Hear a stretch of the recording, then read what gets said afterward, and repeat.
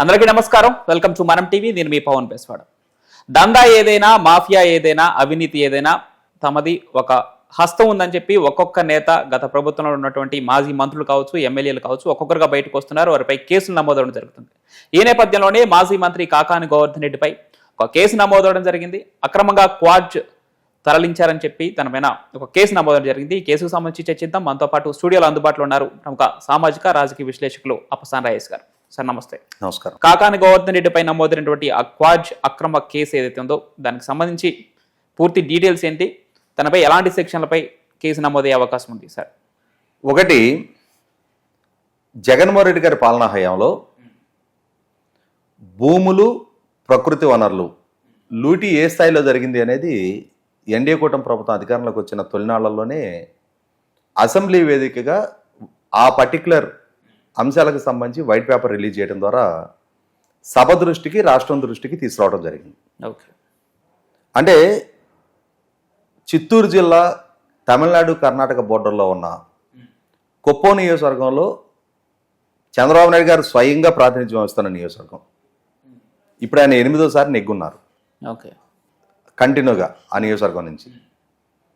అటువంటి నియోజకవర్గంలో ఆయన ద్వారా ఏర్పాటు చేయబడ్డ ద్రవిడ యూనివర్సిటీ ప్రెమిసెస్లో బయట ఎక్కడో కొండల్లోనూ గుట్టలోనూ కాదు, అక్రమ గ్రానైట్ క్వారీయింగ్తో మొదలుపెట్టి రాష్ట్ర వ్యాప్తంగా వివిధ ప్రకృతి వనరుల్ని like granite, silica sand, quartz, laterite, bauxite, gravel, నల్లమట్టి, ఇసుక, ఇట్లా ఎక్కడ ఏ ప్రకృతి వనరు ఉంటే ఆ ప్రకృతి వనరుని వేల కోట్ల రూపాయలకి వైసీపీ నాయకులు, ప్రభుత్వ పెద్దలు లూటీకి పాల్పడ్డారు. అధికార వ్యవస్థ సహకారంతో అధికార వ్యవస్థని బెదిరించో మచ్చిక చేసుకోనో అడ్డగోలు లూటీకి పాల్పడ్డారు అని చెప్పని గత 5 సంవత్సరాలుగా వివిధ సందర్భాల్లో ప్రతిపక్షాలు, మీడియా సంస్థలు స్పష్టమైన సాక్ష్యాధారాలతోటి ఈ అంశాలను వెలుగులోకి తీసుకొస్తూ ఉన్నాయి.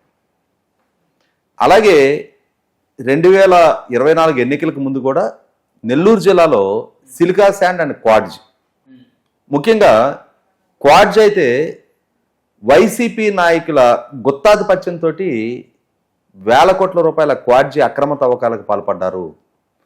దౌర్జన్యంగా లీజుదారులైన యాజమాన్యాలని బెదిరించి పక్కకు జరిపించి వీళ్ళ స్వాధీనంలోకి మైన్స్ తీసుకొని, ఎందుకంటే ఆల్ ఆఫ్ సడన్ ఇంటర్నేషనల్ మార్కెట్లో ముఖ్యంగా చైనాకి క్వాడ్జీ ఎక్స్పోర్ట్ చేయడానికి కొన్ని రెట్లు ధర పెరిగింది.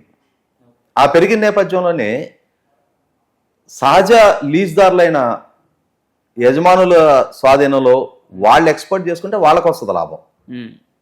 కానీ ప్రభుత్వం మా చేతిలో ఉంది, అధికారం మా చేతిలో ఉంది, వ్యవస్థలు మా చేతిలో ఉన్నాయి, మంది మార్పులు మా చేతిలో ఉన్నారు, విభాగాలు మా చేతిలో ఉన్నాయి, మ్యాన్ అండ్ మజిల్ పవర్, అధికారం అన్నీ మా చేతిలో ఉన్నప్పుడు వాళ్ళెవరో వ్యాపారస్తులు వాళ్ళు సొమ్ము చేసుకుంటుంటే మేమెందుకు చూస్తా ఊరుకుంటామని చెప్పని నెల్లూరు జిల్లాకు సంబంధించిన అధికార పార్టీ నాయకులు ఆ మైన్స్ మొత్తాన్ని స్వాధీనం చేసుకొని అడ్డగోలు తవ్వకాలు జరిపి వితౌట్ పర్మిషన్స్ ఆ క్వాడ్జ్ మెటీరియల్ని చెన్నై పోర్టులకు ఎగుమతి చేస్తూ ఉన్నారు.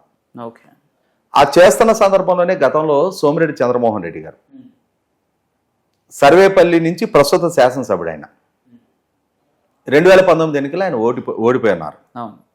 ఆయన ఆధ్వర్యంలోనే ఆ క్వాడ్జ్ మైన్స్ దగ్గర నుంచి అక్రమ తరలింపును అడ్డుకోవటం కోసం ఆయన 3 రోజులు అక్కడే కూర్చొని ధర్నా చేశారు.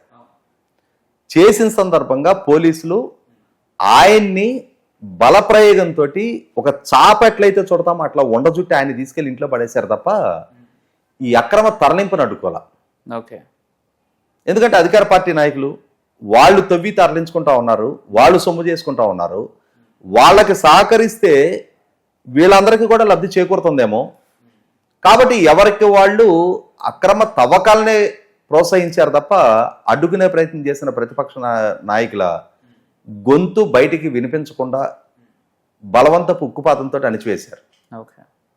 అలా అణిచివేసిన ప్రముఖుల్లో నాటి నెల్లూరు జిల్లాకు సంబంధించిన జగన్మోహన్ రెడ్డి గారి ప్రభుత్వంలో వ్యవసాయ శాఖ మంత్రిగా పనిచేసిన కాకాని గోవర్ధన్ రెడ్డి ఆధ్వర్యంలో 250 కోట్ల రూపాయలకు సంబంధించిన క్వాడ్జ్ అక్రమ తవ్వకాలు అనుమతులు మీరి, అంటే ఆ particular mines license period expire అయిపోయినా కూడా వీళ్ళు అడ్డగోలుగా తవ్వకాలు జరిపారు అని చెప్పని ఆరోపణలు వచ్చాయి. ఆరోపణలు వచ్చిన మీద ఈ ప్రభుత్వం అధికారంలోకి వచ్చిన తర్వాత విచారణ జరిపారు. మైనింగ్ విజిలెన్స్ వాళ్ళు ఉంటారు, వాళ్ళు ఎంత స్థాయి అక్రమ తవ్వకాలు జరిగాయనేది దాన్ని మెజర్ చేసి, అంటే ఆ తవ్వి ఉన్న ఏరియాని, అందులో దొరికే క్వాంటిటీని అసెస్ చేసి ఆ క్వాంటిటీకి వీళ్ళు మార్కెట్లో అమ్ముకుంటే ఎంత డబ్బు రావడానికి ఆస్కారం ఉందనేది వాళ్ళు అసెస్ చేయగలుగుతారు. ఓకే, మనకి ఏదైనా ఇసుక క్వారీల్లో వీటిల్లో కూడా అనుమతి మీరి గనక తవ్వకాలు జరుపుతూ ఉన్నప్పుడు ఈ మైనింగ్ విజిలెన్స్ వాళ్ళే వాటి మీద రైడ్ చేసి వాళ్ళు దాన్ని అసెస్ చేసి ఎంత మేరకు అక్రమాలకు పాల్పడ్డారు అనేది నిర్ధారణ చేస్తూ ఉంటారు. అలా నిర్ధారణ చేసిన మేరకు 250 కోట్ల రూపాయల అక్రమాలకు పాల్పడ్డారు అని చెప్పని ఒక కేసు నమోదైంది. ఆ కేసులో అక్యూజ్ నెంబర్ 4గా ఇవాళ కాకాని గోవర్ధన్ రెడ్డి గారు ఉన్నారు. ఇక్కడ ఇవాళ ఈ అక్రమ క్వార్ట్జ్ తవ్వకాల్లో అక్యూజ్ నెంబర్ 4గా కాకాని గోవర్ధన్ రెడ్డి గారి పేరు నమోదు కావటం అనేది మనకేం పెద్ద ఆశ్చర్యం అనిపిట్ల. ఎందుకంటే ఆయన పదవిని కాపాడుకోవటం కోసం, నాటి పాలకుడుగానే జగన్మోహన్ రెడ్డి గారి మెప్పు పొందడం కోసం ఆ పదవిని అడ్డం పెట్టుకొని ఈ విధమైన అక్రమాలకు పాల్పడటం అనేది ఆయన చాలా సునాయాసంగా ఎంత వ్యవస్థను తనకు అనుకూలంగా మార్చుకున్నారు అనేది మనం కళ్ళ ముందు చూస్తున్నాం. ఇదే కాకాని గోవర్ధన్ రెడ్డి గారు 2019 ఎన్నికలకు ముందు ఆనాటి ఆయన రాజకీయ ప్రత్యర్థి, నాటి ప్రభుత్వంలో వ్యవసాయ శాఖ మంత్రిగా ఉన్న సోమిరెడ్డి చంద్రమోహన్ రెడ్డి గారి మీద కొన్ని ఆరోపణలు చేశారు. ఆరోపణలు ఏంటి? సోమిరెడ్డి చంద్రమోహన్ రెడ్డి గారికి విదేశాల్లో 1000 కోట్ల రూపాయల ఆస్తులు ఉన్నాయి, ఆయన తరచూ విదేశీ పర్యటన చేస్తూ ఉంటారు అని చెప్పని ఆయన మీద ఆరోపణలు చేశారు. సోమిరెడ్డి చంద్రమోహన్ రెడ్డి గారు, నా జీవితకాలంలో నేను ఒక్కసారి కూడా ఆ దేశం పర్యటించలేదు, నాకు ఇండియాలో తప్పించి ఎక్కడ ఏ దేశంలో ఆస్తులు లేవు, వ్యాపారాలు లేవు, ఇవన్నీ సోమిరెడ్డి చంద్రమోహన్ రెడ్డి గారికి వ్యతిరేకంగా కాకాని గోవర్ధన్ రెడ్డి గారు ప్రొడ్యూస్ చేస్తున్నవన్నీ కూడా ఫేక్ డాక్యుమెంట్స్, ఫ్యాబ్రికేటెడ్ ఇన్ఫర్మేషన్ ఆయన ప్రజలకు అందిస్తూ ఉన్నారు అని చెప్పని, దీని మీద విచారించి నిగ్గుదేల్చండి అని చెప్పని స్వయంగా సోమిరెడ్డి చంద్రమోహన్ రెడ్డి గారే నాటి వ్యవసాయ శాఖ మంత్రిగా వారే రాతపూర్వకంగా ఫిర్యాదు చేశారు. ఆ ఫిర్యాదు చేసిన మీదట పోలీసు డిపార్ట్మెంట్ దాని మీద లోతైన విచారణ చేశారు. విచారణ చేస్తే కాకాని గోవర్ధన్ రెడ్డి గారు ప్రొడ్యూస్ చేసిన ప్రతి డాక్యుమెంట్ కూడా ఫోర్జెడ్ అండ్ ఫ్యాబ్రికేటెడ్ డాక్యుమెంట్. తప్పుడు సమాచారంతో తన రాజకీయ ప్రత్యర్థి వ్యక్తిత్వానికి ఆయన పాల్పడ్డాడు అని చెప్పి నిర్ధారణ చేసుకొని ఆయన మీద కేసు నమోదు చేశారు. కేసు నమోదు చేశారు. ఆయన పరారయ్యాడు. పరారయ్యి అన్ని న్యాయస్థానాల్లో పోరాడిన తర్వాత చివరికి సుప్రీంకోర్టులో ఆయనకి బెయిల్ దక్కింది. ఆ బెయిల్ దక్కిన తర్వాత మళ్ళీ ప్రజాక్షేత్రంలోకి వచ్చాడు, ఎన్నికల్లో పోటీ చేశాడు. సోమిరెడ్డి చంద్రమోహన్ రెడ్డి గారు ఓడారు, ఆయన నెగ్గారు, ఆయన మంత్రి అయ్యాడు. ఆయన మంత్రి కూడా 2022 ఏప్రిల్లో అయ్యాడు. జగన్మోహన్ రెడ్డి గారి మొదటి విడతలో మంత్రిగా ఇవ్వాల అవకాశం.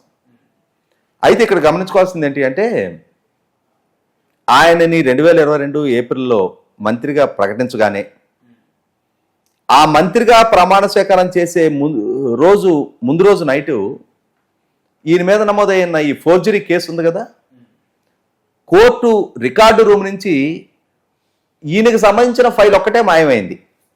ఓకే, ఎలా మాయమైంది?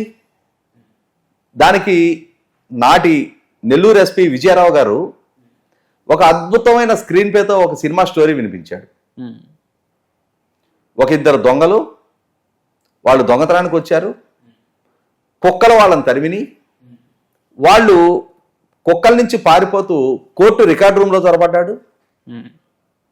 సహజంగా దొంగతనానికి కోర్టుకే వచ్చారా, లేదు బయట ఇళ్లలోకి వచ్చారా?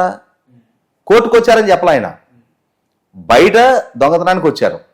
బయట దొంగతనానికి వస్తే కుక్క నుంచి తప్పించుకోవడానికి కోర్టులోకి ఎట్టొస్తారు? వాడు ఆ రోడ్డు పట్టుకొని పారిపోతాడు. కానీ వీళ్ళు కోర్టులోకి వచ్చారు. కోర్టు రికార్డు రూమ్ వీళ్ళ కోసం తలుపులు తెరిచి ఉన్నాయి. ఆ రోజు వీళ్ళు సూటిగా రికార్డు రూమ్లోకి వెళ్ళారు. ఆ రోజే పర్టికులర్గా ఆ బీరువా తాళాలు వేయటం మర్చిపోయాడు ఆ రికార్డు రూము అసిస్టెంట్. దాంతో వీళ్ళు ఆ బీరువా ఓపెన్ చేస్తే ఈ కాకాని గోవర్ధన్ రెడ్డి గారి కేసు ఫైల్స్ ఉన్న బ్యాగ్ కనపడింది. కోర్టు రికార్డు రూమ్లో ఉన్న ఫైల్లో డబ్బు నగలుంటాయి అని చెప్పని వాళ్ళు దాన్ని ఎత్తుకొని వెళ్ళిపోయారు. ఈ సినిమా స్టోరీ ఆ రోజు వినిపించారు. ఏదేమైనా సరే తన కేసు తన పదవికి ప్రతిబంధకం కాకూడదు అని చెప్పని గోవర్ధన్ రెడ్డి గారి ద్వారా చేయించబడిన దొంగతనాన్ని పోలీసుల ద్వారా కవరప్ చేశారు. దీనికంటే ముందు ఇంకొక దుందుడికి వ్యవహారం కూడా ఆయన చేశాడు. అమరావతి రాజధాని రైతులు జగన్మోహన్ రెడ్డి గారి ప్రభుత్వం 3 రాజధానుల నిర్ణయానికి వ్యతిరేకంగా ఉద్యమం చేస్తూ ఆ ఉద్యమంలో భాగంగా వాళ్ళు న్యాయస్థానం అంటూ దేవస్థానం అని చెప్పని హైకోర్టు నుంచి శ్రీవారి సన్నిధికి పాదయాత్ర రూపంగా వెళ్తున్నారు. ఓకే. ఆ వెళ్తున్న సందర్భంగా ఈయన నియోజకవర్గ పరిధిలో ఎంటర్ అయిన తర్వాత సర్వేపల్లి నియోజకవర్గంలో ఆ రైతులకి కనీసం వంట చేసుకోవడానికి కూడా ఆస్కారం లేకుండా ఆ నియోజకవర్గం మొత్తం సహాయ నిరాకరణ చేయించాడు ఈయన. నీకు శత్రువులు కాదు, వాళ్ళు బాటసార్లు, వాళ్ళని వంట చేసుకోకుండా వేధింపులకు గురి చేసేంతటి క్రౌర్యం నీకేముంది వాళ్ళ మీద? నీ ప్రభుత్వ విధాన నిర్ణయాలతో వాళ్ళు విభేదించుండొచ్చు, కానీ ప్రజాస్వామ్యంలో నిరసన తెలియజేసే హక్కు వాళ్ళకు ఉంది.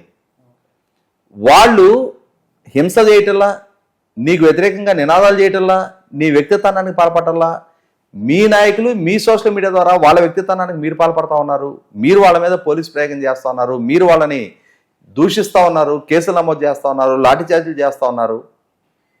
అయినా సహిస్తూ భరిస్తూ వాళ్ళు పాదయాత్ర ద్వారా వెళ్తుంటే వాళ్ళని వంట కూడా చేసుకునేవరా? ఈ విధమైన క్రౌర్యానికి పాల్పడ్డందుకు ప్రతిఫలంగా జగన్మోహన్ రెడ్డి గారు ఆయనకు మంత్రి పదవి ఇచ్చాడు. ఆ మంత్రి పదవికి తన కేసు అడ్డం కాకూడదని ఆ కేసు ఫైల్ మాయం చేశాడు. ఇవాళ మంత్రి పదవి దక్కిన తర్వాత ఇట్లా క్వాడ్జీ అక్రమ తవ్వకాలకు పాల్పడ్డాడు అనేది నిర్ధారణ అయ్యి వాళ్ళ కేసు నమోదు చేశారు. ఈయన మీద ఇంకొక ఆరోపణ కూడా వచ్చింది ఈ మధ్య. ఒంగోలు ఎంపీగా ఉన్న రోజుల్లో మాగుంట శ్రీనివాసరెడ్డి గారికి సంబంధించిన లెటర్ హెడ్ ఫోర్జరీ చేసి ఆయన అక్కడ ఒక స్థానిక రిజర్వాయర్లో జగనన్న ఇళ్ల నిర్మాణం కోసం గ్రావెల్ అవసరం, మీరు సో రిజర్వాయర్ నుంచి గ్రావెల్ తవ్వి తీసుకోవడానికి అనుమతులు ఇవ్వండి అని చెప్పని ఒక లెటరు మాగుంట శ్రీనివాసరెడ్డి గారు పెట్టినట్టు ఆ లెటర్ని ప్రాతిపదికగా చేసుకొని 100 కోట్ల రూపాయల గ్రావెల్ తవ్వకాలకి పాల్పడ్డారు. ఈ ఫోర్జరీ ఈ లెటర్ మాగుంట శ్రీనివాసరెడ్డి గారు రాయలా, ఆయన చెప్పారు అది ఫోర్జరీ లెటరు, దాని మీద విచారణ జరపని చెప్పని కంప్లైంట్ చేశారు. దీని వెనక కూడా ఈ మహానుభావుడే పాత్రధారి అని చెప్పని నిర్ధారణ అయింది. దాని మీద కూడా కేసు నమోదు కావడానికి సిద్ధంగా ఉంది. వీళ్ళు ప్రజాప్రతినిధులు. అసలు అసెంబ్లీలో మాట్లాడే సందర్భంలో ఆయన ప్రసంగాలు వింటే ఆహా ఇంతటి ఉత్తముడు కదా ప్రజల్లో ప్రజాప్రతినిధిగా కొనసాగాల్సిందే అని చెప్పని మనకు అనిపిస్తుంది.